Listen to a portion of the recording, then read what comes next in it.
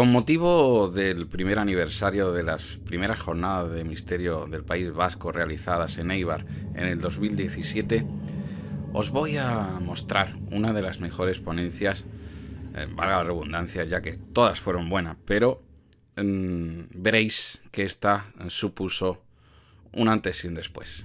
Vamos a escuchar a Teresa Porqueras hablando de cara a cara con Satanás, con ejemplos importantes de exorcismos. Soy Sergio Ruiz y esto es El Universo por Descubrir. Espero que lo paséis bien y paséis miedo.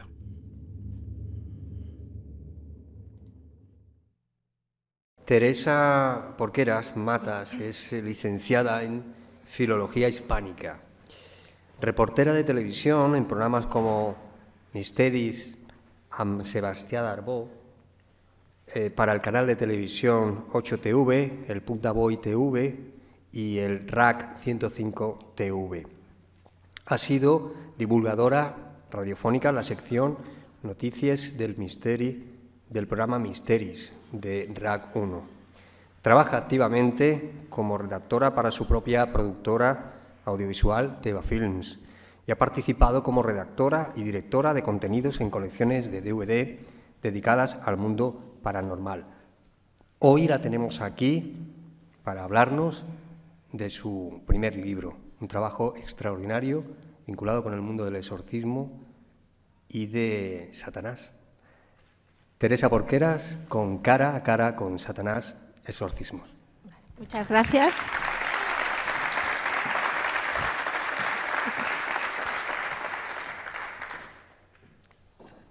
Pon la primera diapositiva, pasa. Bueno, habéis deducido que vamos a hablar de exorcismos, de posesiones y demonios. Y vamos a hablar de este libro en el que cuento todas las entrevistas que he tenido con un exorcista real, Juan José Gallego Salvadores, de la Archidiócesis de Barcelona. Me he entrevistado con él, cosa bastante difícil, y nos hemos hecho muy amigos y he vivido experiencias increíbles. He tenido la suerte de entrevistarme con poseídos, familiares de poseídos, lo cual también es complicado. He asistido a un exorcismo y también he tenido la oportunidad de conocer a 3 exorcistas más, y lo que os voy a contar hoy realmente cuesta de creer. Y lo que vais a ver aquí es la opinión de la Iglesia Católica, lo que la Iglesia piensa, lo que la Iglesia opina, y ese secretismo que hay en torno a todo este mundo. Entonces, vamos a ver lo siguiente. Me gusta siempre empezar captando un poco vuestra opinión, porque es muy importante qué opina la sociedad al respecto de las posesiones, exorcismos, el demonio. Estamos viviendo, es una sociedad racionalista. Realmente siempre intentamos dar una explicación a todo. Me he dado cuenta de que hay mucha gente negacionista, son los cuadrados rojos. A mí esto de los exorcismos, demonio, posesiones no va conmigo porque creo que es un invento de la Iglesia. Creo que todo es ficción, hay tantas películas, tantas y tantas historias que nos han contado, ¿verdad? Todo esto no puede ser verdad. Y luego los que creen que todo es producto de la mente, los psiquiatras, psicólogos, intentan dar una razón, una explicación, o sea, esto no tiene por qué existir. Hay otro grupo de personas, a ver si va esto, que sí que creen, y lo creen porque han vivido en propias carnes ciertas experiencias, porque los familiares también lo han vivido y por convicción. Y otro grupo de personas que me he encontrado que tienen mucho, mucho miedo a este tema. A mí me gustaría hacer una pequeña encuesta entre vosotros, que me digáis sinceramente quién de vosotros no cree. Levantar la mano. ¿Quién no cree? 1, 2, poquitos. ¿Qué pasa? No cree. Es bueno el escepticismo, ¿eh? De verdad, no creéis. Muy bien, muy bien. Es bueno. Yo empecé así el libro, con mucho escepticismo. Siguiente pregunta. ¿Quién cree, porque lo ha vivido, porque se lo han contado, quién cree? ¿Arriba manos? Bueno, algo más, pero tampoco mucho. Venga, los que no habéis levantado la mano, ¿os causa miedo, respeto? Causa miedo, respeto, como una sensación en el cuerpo así intranquila, ¿no? Pero realmente todos estáis aquí y os causa curiosidad, si no, no estaríais aquí, ¿verdad? Vale. Siguiente. ¿Realmente existen los exorcismos? Yo era la pregunta que primero me formulé. ¿Desde cuándo existen los exorcismos? Siguiente. Sí existen los exorcismos antropológicamente hablando. Siguiente. Desde que el mundo es mundo. En la tierra, desde siempre, desde el origen de los tiempos, en todas las culturas, en todas las épocas. Mujeres, niños, adolescentes. Aquí vemos a Jesús, es el primer exorcista documentado de la historia y aquí realizaba un exorcismo en el templo de Cafarnaúm. Siguiente. Aquí veis las principales religiones, las actuales, los hindús, budistas, judaísmo, islam, Iglesia Católica, que vamos a hablar sobre todo de la Iglesia Católica, y en todas las religiones existen una serie de entidades, llamémoslas maléficas, que se relacionan con Satanás, con el demonio, y en todas las religiones hay una serie de rezos, ofrendas, que de alguna manera liberan a las personas. En todas las religiones existe la idea del bien y la idea del mal, y de que una entidad interactúa con el ser humano. Siguiente. Aquí vemos las entidades, algunas de ellas, por ejemplo, en la religión hindú. Aquí veis a Asura, este es un semidios, un guerrero, simbolizado con 6 brazos. No sé si le podéis apreciar los ojos. Tiene los ojos en blanco. Los poseídos mantienen los ojos en blanco. Este es un semidios que, según la religión hindú budista, puede llegar a poseer a los hombres. Aquí vemos a Ráksasa. Este también es una fiera terrible, es devorador de hombres, es el terror de los sacerdotes, especialista en poseer a humanos, y realmente es un ser aterrador, es un demonio. Si le veis los ojos, los colmillos, es un ser realmente repugnante. Aquí veis, en el judaísmo también se hablan de demonios, se habla de los Shedim, que son seres que pueden volar, son seres que no son perceptibles por los hombres. Y aquí, por ejemplo, tenemos en la tradición hebrea, tenemos a Lilith. Os he puesto a Lilith porque muchos de los poseídos actuales, muchos dicen tener contacto con Lilith. Aquí veis que es una demonia con una forma de mujer, es muy voluptuosa, y dicen que tiene contacto carnal con los hombres, por las noches sobre todo. En el Islam también se realizan exorcismos y allí pues tenemos a los jinn. Realmente no es un demonio propiamente dicho, es una especie de genio. Aquí veis la lámpara maravillosa, ¿os acordáis de Aladín? Pues de esta lámpara dicen que salían los genios, ¿no? Y estos genios tenían la peculiaridad de que eran como los humanos, podían elegir entre el bien y el mal, y si elegían el mal podían llegar a poseer a humanos. Se cuenta que los potentados del Islam guardaban en su casa siempre una lámpara y dentro presumían de que guardaban para sí un jinn. Siguiente. Y aquí tenemos a Satanás en el cristianismo, representado, como veis, con el tridente, con los cuernos, con la cola, en tonos rojizos. Realmente es una figura aterradora. La tenemos todos puestos en el ADN. Nos causa miedo Satanás, lo tenemos ahí. La religión, hay algo que simplemente esta imagen pues la rechazamos. Realmente simboliza la lucha del bien contra el mal. Y aquí vemos a Jesús librando la batalla contra el mal. ¿Qué nos cuenta el cristianismo de Satanás? Nos cuenta que Dios creó a los ángeles de ahí su naturaleza angélica, y en un momento dado se distanció este ángel de Dios y se convirtió en un demonio. Y estamos hablando de que es un espíritu. Los exorcistas comentan de que cometemos el error de antropomorfizar la figura de Satanás, pero es un espíritu con las carencias propias de los espíritus. ¿Y qué pretende Satanás? Pues según los exorcistas pretende tentarnos, apartarnos de Dios y lo hará de 1000 maneras. Siguiente. Jerarquía de las huestes diabólicas. ¿Cómo suena esto, verdad? Los exorcistas dicen que los demonios se organizan como si fuera un ejército, de ahí lo de huestes diabólicas. Ellos dicen que, según los exorcismos que han realizado, hay muchos tipos de demonios, hay miles, millones de demonios, de hecho, 1/3 de los ángeles del cielo se convirtieron en demonios, y el primero y más poderoso de todos ellos se llama Satanás, el engañador, el príncipe de la mentira.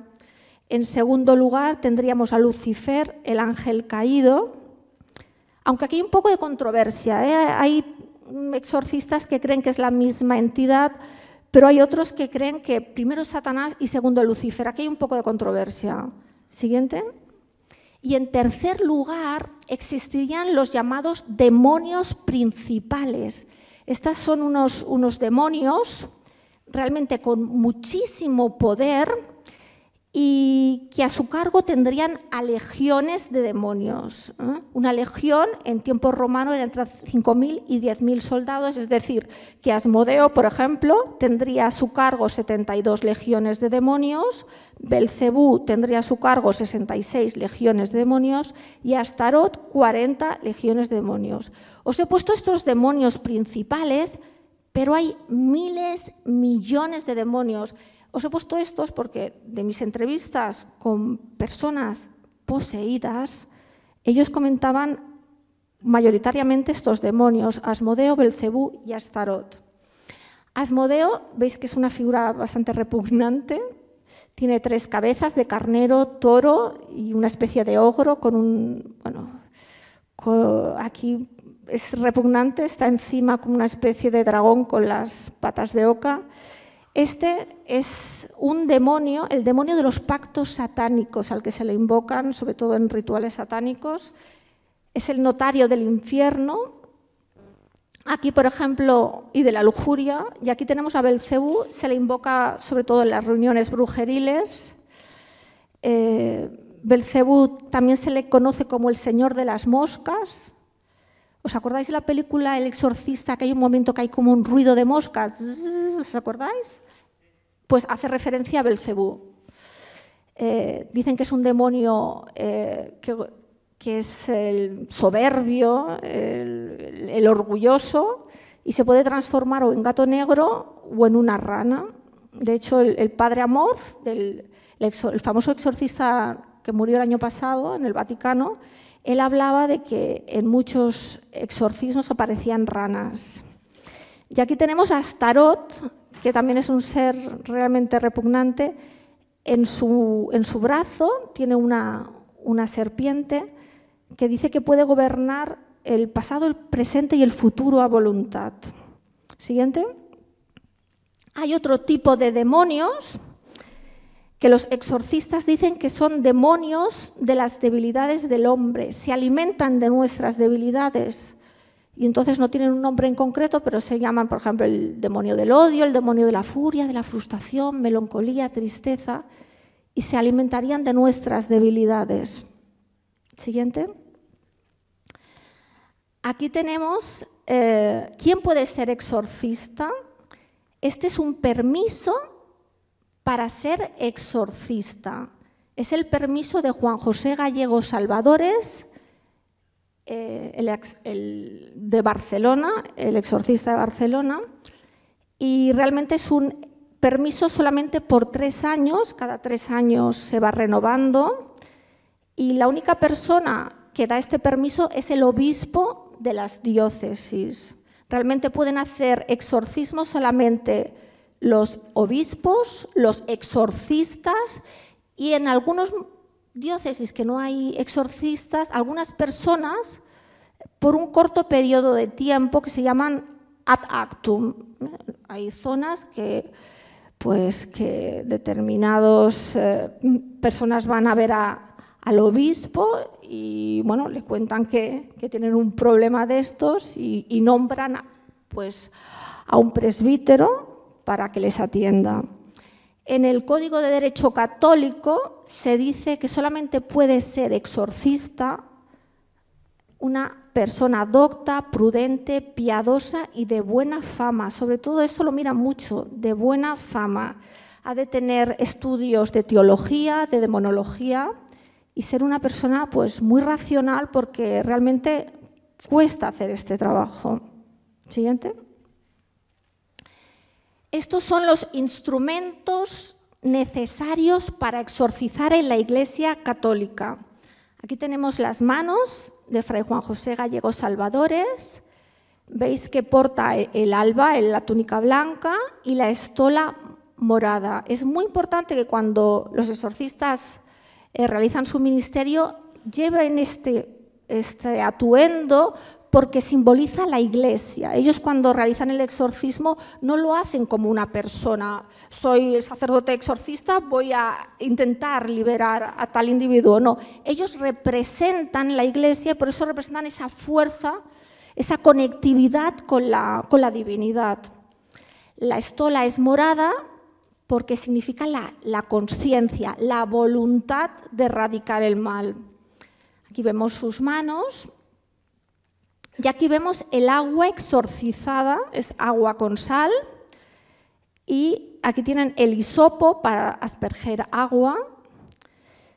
Es muy importante el agua, y el agua exorcizada quema a los poseídos. Esto os lo puedo decir porque yo lo he visto. Les quema. Esto es real.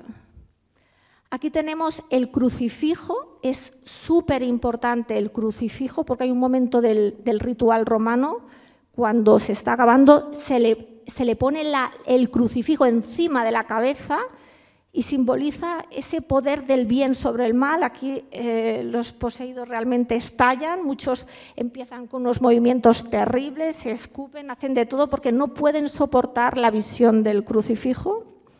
Aquí tenemos el ritual romano, del que hablaremos a continuación, y hay otro elemento que falta, y es el incienso exorcizado.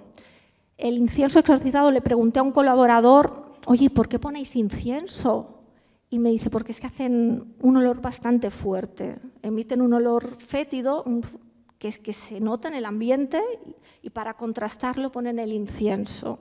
Parece de película todo esto que estoy contando, ¿eh? Siguiente. Este es el ritual romano que utiliza la Iglesia Católica, porque estamos hablando de la Iglesia Católica. Este es el primero, el de 1645, el ritual romano, muy efectivo. Realmente los exorcistas dicen que realmente este es el ritual más usado y más efectivo. De hecho, es en lengua latina, dicen que el latín realmente funciona. Pero en el año 1998, en octubre, salió el ritual romano de manos de Juan Pablo II, quiso innovar un poquito el ritual y entre las innovaciones puso varias excepciones, aquí tenemos algunas. El exorcista debe proceder a celebrar el exorcismo solo cuando tenga la seguridad de la verdadera posesión demoníaca. Esto es importantísimo, muy importante, porque se han de asegurar. Podrá consultar a expertos en la ciencia médica y psiquiátrica. Realmente los exorcistas del siglo XXI se ayudan de médicos, de psicólogos y psiquiatras. Tienen un gabinete a su disposición. De hecho, Juan José Gallego Salvadores les pide los informes médicos. Yo esto era una cosa que desconocía. En el año 2011 se autorizó que tanto se podía utilizar el ritual romano de 1645 como el nuevo. Es indistinto. la utilización. Lo que pasa es que hay cierta polémica, el padre Amorth, el famoso exorcista del Vaticano, él defendía que era más efectivo el de 1645, como que tenía más fuerza, pero bueno, en esto cada maestrillo tiene su librillo. Siguiente. Como os comentaba, es muy importante los médicos, los psiquiatras y los psicólogos. No se hace un exorcismo si esa persona no ha pasado por un gabinete. Esto es muy importante. Y una vez que esta persona se ha descartado que tiene una enfermedad mental, entonces se realiza lo que se llama el discernimiento. El discernimiento es un método a través del cual los exorcistas realizan una serie de pruebas para valorar a ese supuesto endemoniado o poseído. Y si pasan estas pruebas, pueden elegir realizar el exorcismo o realizarle una simple oración de liberación o que se vaya al médico directamente. Realmente, vuelvo a insistir, solamente se puede hacer un exorcismo si realmente se demuestra que tiene los síntomas adecuados. Si no, pues se le hará una simple oración que también figura en el ritual romano, la podéis encontrar por internet, cualquiera la puede hacer. Siguiente. Aquí me tenéis con el padre José Antonio Fortea. Cuando escribí el libro, yo necesitaba hablar con exorcistas, diferentes opiniones que me explicaran su manera de hacer. Y yo me reuní con él y hablamos de este caso, el exorcismo de Marta. Es un exorcismo muy peculiar, que se emitió en televisión, realmente no se pueden emitir por televisión, es una de las características del nuevo ritual romano, que se prohíbe totalmente que los medios de comunicación pues hablen de estos temas. Él hizo caso omiso a esto, se pasó por televisión el exorcismo que ahora veréis, y al poco tiempo le sacaron de exorcista. Vais a ver un vídeo de un exorcismo real. Hay muchos vídeos en internet. Yo os voy a mostrar hoy exorcismos reales, de los pocos reales que existen, que se pueden comprobar que hay, porque es imposible grabarlo. Yo asistí, pero no pude grabarlo. Y este es el caso de una chica que llamaremos Marta, que durante 7 años, del año 2002 al 2008, fue atendida por el padre José Antonio Fortea. Esta chica tenía unos 20 años, era una familia cristiana, solían ir todos a misa, hasta que, bueno, Marta un día dejó de ir a misa, empezó a encontrarse mal de la noche a la mañana y su madre como que la veía extraña, pero bueno, pensaba que era la juventud, total que un buen día la madre explica que Marta estaba sentada en el sofá del comedor, y empezó a hacer como un ruido así como de gruñidos. Su madre se la quedó mirando, de repente se cayó y para su asombro su madre observó cómo Marta encima del sofá se elevaba directamente, empezó a levitar con el sofá, empezó a levitar. Su madre se quedó alucinada. Al poco tiempo me contaba el exorcista que la madre, en otra ocasión, abrió la puerta de la habitación de Marta y observó a Marta como estando encima de la cama, se movía, se contoneaba y se agitaba de una manera increíble, como si fuera una marioneta que alguien la estirara desde arriba. Visitaron a médicos, no le dieron ninguna solución, visitaron a un exorcista que no estaba preparado y cayó enfermo, y a partir de entonces empezaron los exorcismos con el padre Fortea. El padre Fortea la estuvo atendiendo 7 largos años con exorcismos de 4 horas. Ahora vais a ver uno de los exorcismos que se pasó por televisión y lo vamos a comentar. Pásalo. Vídeo 1. Hemos visto un exorcismo con los síntomas de una posesión, la aversión a los símbolos religiosos, el cambio de voz, el hablar una lengua extraña, una lengua de los países del este. Y estos son la lista de los 40 demonios porque normalmente suele haber más de uno, dentro del cuerpo de Marta, porque se dice que a más demonios cuesta más echarlos, ¿no? Lista de 40 demonios en el cuerpo de Marta, Satán, Lucifer, Belcebú, Judas, una pasada, impresionante. Y la verdad es que, mira que he visto veces este vídeo, me sigue poniendo los pelos de punta. Siguiente. Distribución de las visitas según su afectación. Según mis entrevistas con los exorcistas, el 80% de 100 personas realmente sufren una enfermedad mental. Son muchas las personas, ¿eh? Fijaos qué franja más enorme de personas que realmente pues, no tienen nada, tienen problemas, trastornos psiquiátricos, esto hay que decirlo. Solamente un 1 o 2% solamente sufren alguna posesión demoníaca. 1 o 2%, y el resto serían 17, 18, 19%, que estaríamos hablando de influencias demoníacas.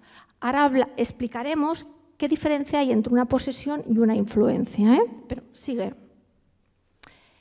Vamos a hablar de las enfermedades mentales, que se pueden confundir con una posesión. Estamos hablando del 80% de los casos.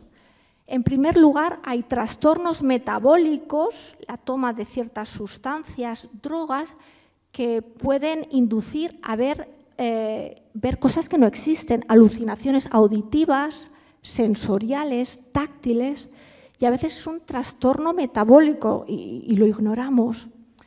Luego tenemos trastornos de carácter, como la entidad imaginaria maligna. Hay algunos individuos que realmente se creen que en ellos existe otro individuo y es una manera de echarle las culpas cuando realmente pues, hacemos algo que no nos gusta. No, es que es esa parte de mi yo. Esto es una enfermedad mental.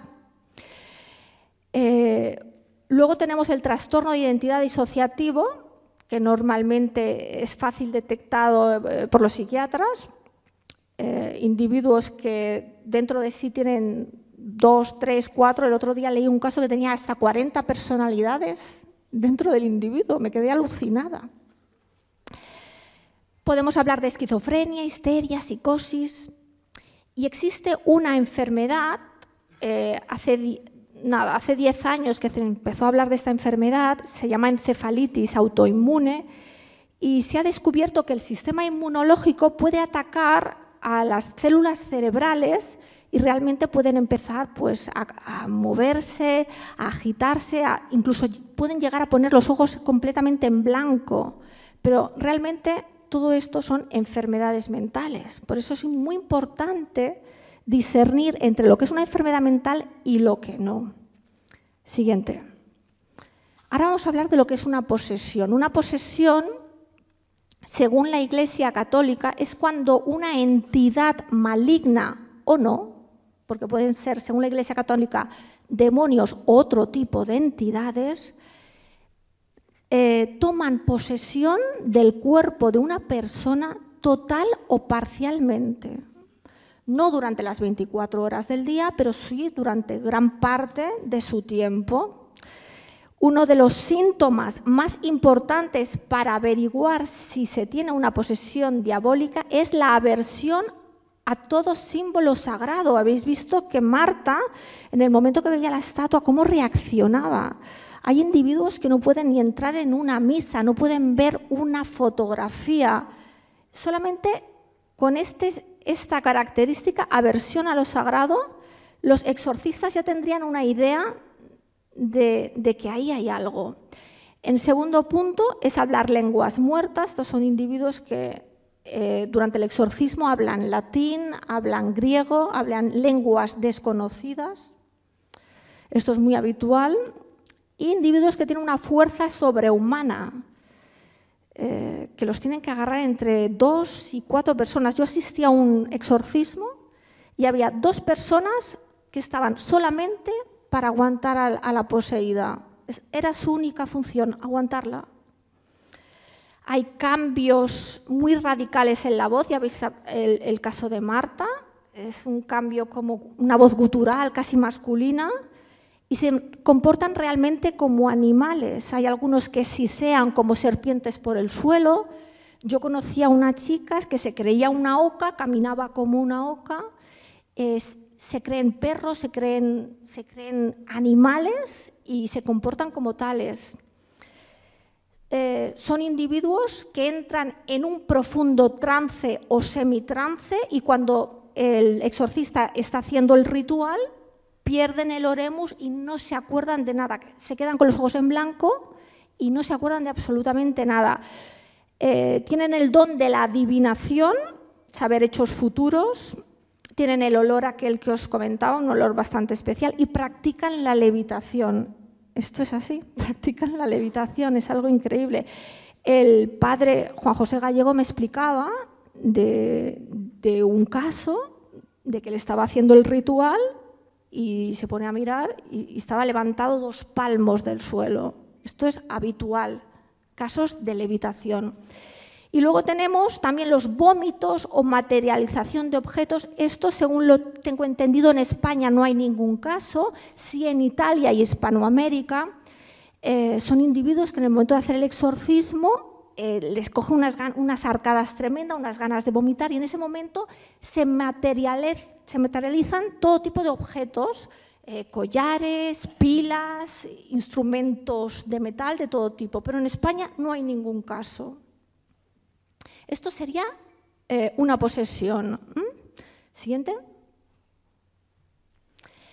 Luego tenemos lo que es la influencia demoníaca, que estamos hablando del 17, 18, 19%. Son muchas personas que sufren de influencia demoníaca. Esto es cuando la entidad no se posesiona del cuerpo, sino que de alguna manera ronda al individuo. Estos son muchísimos casos, como veis la fotografía, en donde la persona siente, sobre todo en su casa, en su vivienda, siente que hay una presencia que va con ellos, a veces sienten la respiración, a veces sufren de vejación. Vejación es que son golpeados. Sé de un caso de que todas las mañanas se levantaba con arañazos en la espalda.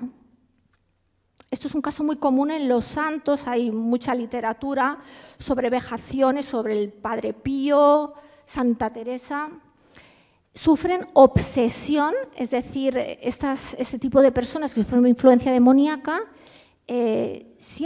notan que ese demonio, esa entidad maléfica está como metida en su vida, les causa un gran terror y hará toda clase de cosas para desestabilizarlos.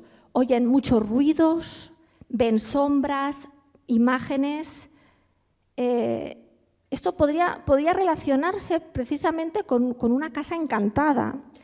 Los exorcistas llaman a todo esto infestaciones.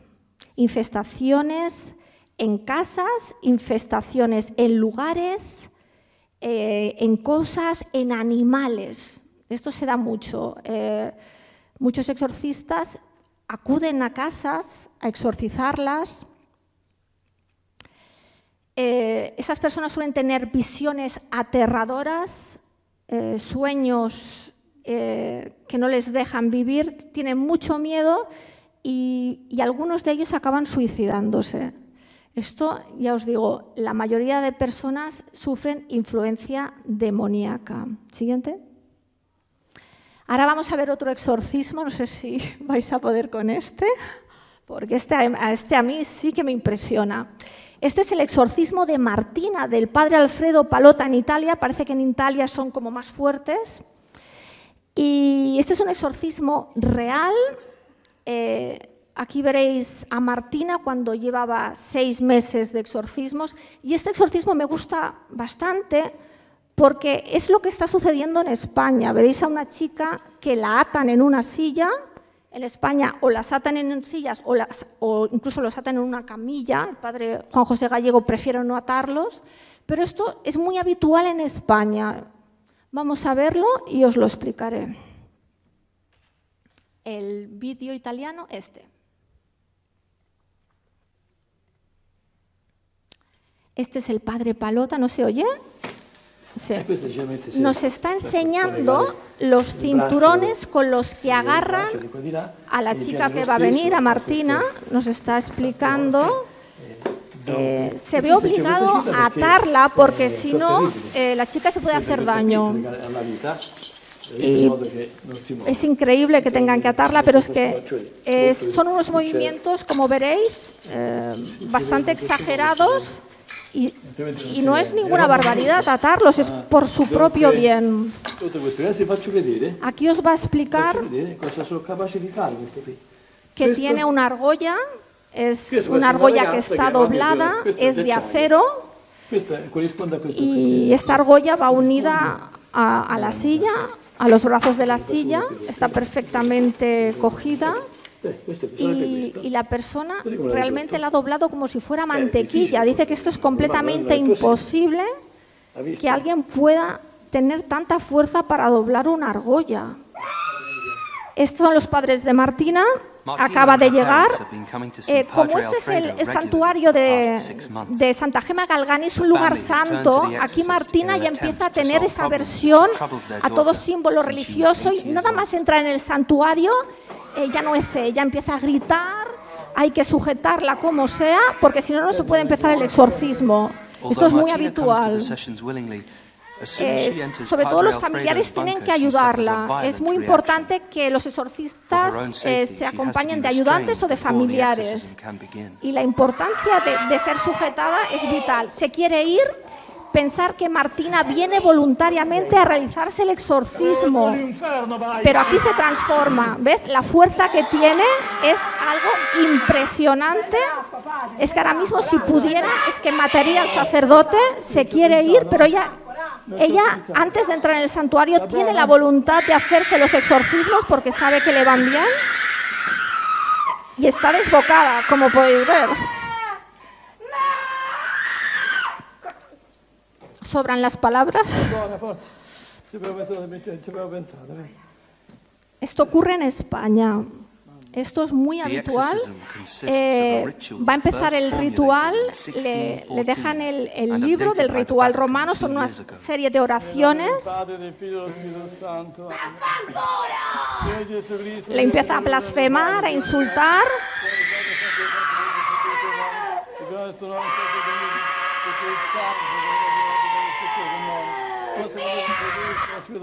Ella es mía, es muy habitual que los demonios hablen así, ella es mía. Y coge el agua bendita y la quema, o sea, es un agua que realmente es la fuerza contra el demonio. Tu sei benedetta fra le donne, Ave Maria, piena di grazia, il Signore è con te. Tu sei benedetta fra le donne, benedetta Santa Maria, ma libera, ma Maria, no, maligno, è Cristo più forte. Cacciale via, di la verità. Di la verdad, la verdad. Di la verità a questa signora. ¿Existe o no existe? ¿Existe o no existe? ¿Existe el demonio? Si existe, el demonio existe. Dame una prueba. El demonio, las guerras, todas las cosas. Yo existe, yo estoy en todos los lugares. Ya está.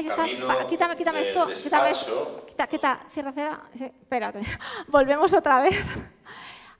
Un vídeo escalofriante. Esto es lo que pasa en España y pasa actualmente, es un tema tabú, veréis que es un tema complicado y bueno, yo tengo los pelos de punta, no sé vosotros, pero esto es impresionante.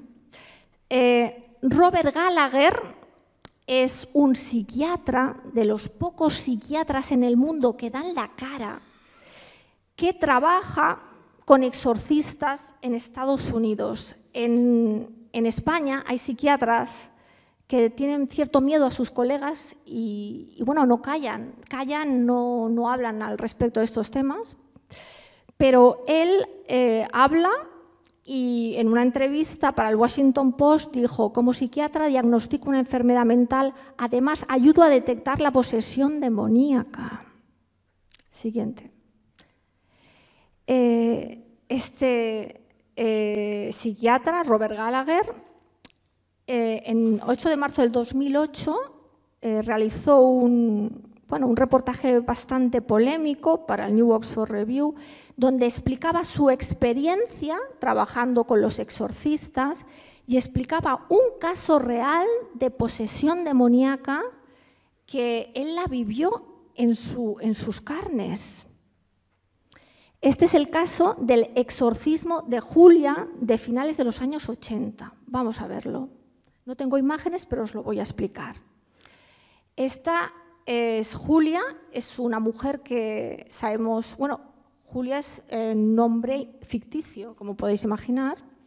Sabemos que era una mujer de raza caucásica, se ganaba bien la vida, independiente, no vivía con su familia, sabemos que su familia era de una procedencia cristiana, y ella en determinado momento empieza a frecuentar ciertas sectas satánicas y se hace sacerdotisa satánica.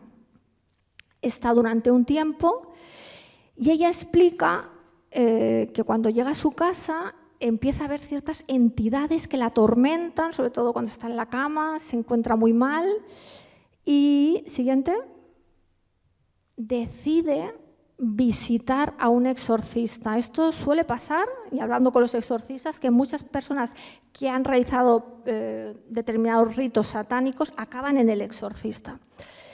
Los exorcistas piden la colaboración de Robert Gallagher porque quieren realizarle una serie de exámenes médicos a ver si realmente está poseída o no.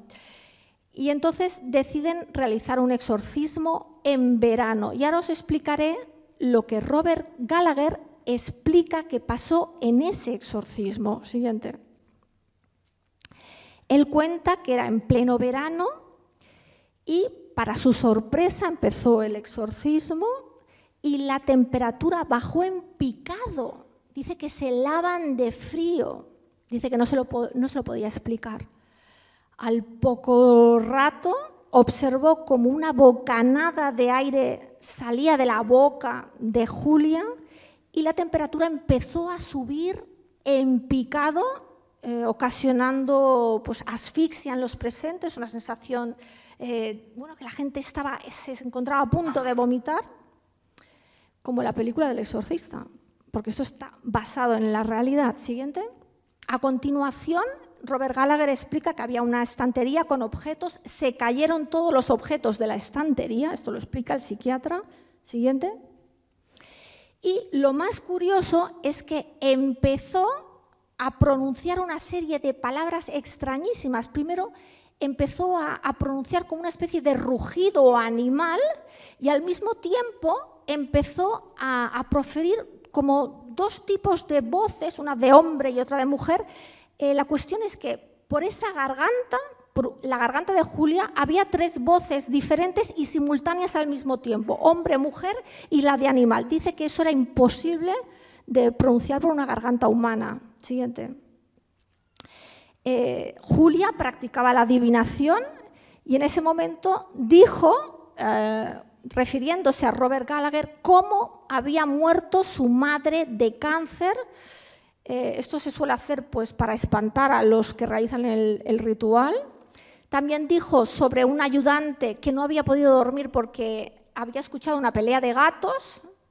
Y también habló de un sacerdote escéptico que en ese momento no estaba en el ritual, pero explicaba cómo iba vestido y explicaba dónde estaba, cómo era la habitación, vivencias que pudieron corroborar después.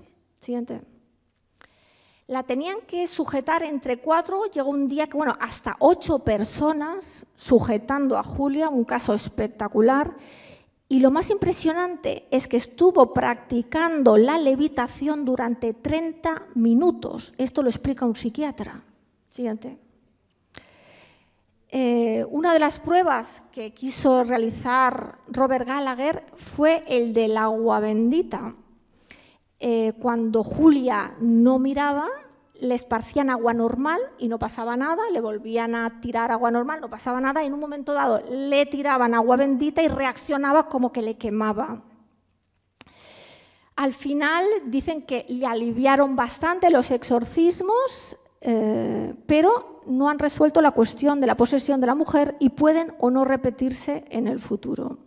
Por cierto, esta es la foto de un exorcista español, el padre Salvador, de Cartagena, Murcia. Me hizo mucha gracia porque fijad que utiliza un frasco, y esto es real, utilizan un frasco, son la mar de prácticos los exorcistas. Siguiente. Sí, tenemos tiempo. Vale. Tenemos que ir más rápido. Vamos más rápido, sí, más rápido, vale, sí. En el mundo, según la Asociación Internacional de Exorcistas, reunida en Roma en el año pasado, reconocen que hay un aumento preocupante de posesiones e influencias demoníacas en todo el mundo. Italia, que es la que más datos aporta, reconocen que hay 150 exorcistas y 500.000 italianos al año piden un exorcismo, algo brutal. En España, os comento que hay cierto secretismo, se sabe que en el año 2002 había 2 exorcistas, en la actualidad reconocidos hay 15, pero realmente hay más. Hay un aumento considerable de consultas en España, hay un secretismo increíble, no se quiere hablar en la Iglesia Católica, mucho tabú, cierta cautela en los medios de comunicación y sobre todo hay mucho miedo a las demandas judiciales. ¿Sigue? Este es Fray Juan José Gallego Salvadores, con quien me estuve entrevistando durante casi un año. Este es el convento de Santa Catalina, Virgen y Mártir, en la ciudad de Barcelona, donde realiza los exorcismos. Siguiente. Fray Juan José Gallego Salvadores fue nombrado en el año 2007, en la actualidad lleva 10 años de ejercicio, son de los pocos exorcistas que cuentan lo que hacen, cómo viven su ministerio, y él reconoce, ahora porque ha sufrido un breve parón por culpa de una enfermedad, que él tiene en su consulta 5 y 6 personas diariamente. Cuando empezó en el 2007 tenía una lista de espera de 100 personas. Algo impresionante. Sigamos. Este es el despacho de un exorcista español, de Fray Juan José Gallego Salvadores. Él se sienta en esta silla y el poseído se sienta aquí. Las primeras entrevistas tienen lugar en ese despacho. Si la persona no se va a mover demasiado, le realiza el exorcismo aquí mismo, en este mismo despacho, y si ve que va a ser violento, lo traslada a esta capilla donde se realizan los exorcismos, la capilla del Rosario, se apartan los primeros bancos y aquí se realizan los exorcismos. Esta es una foto que realmente no la ha visto mucha gente. ¿Dónde se realizan los exorcismos? Sigamos. En el libro explico el caso de Anaís la Posesa, que es un caso real. No lo voy a desvelar aquí porque es una de las sorpresas del libro. Es una chica lleidatana que durante 7 años, este año se cumple 8 años, está recibiendo exorcismos semanales. Ya está. Sí, la siguiente ya está. Muchas gracias.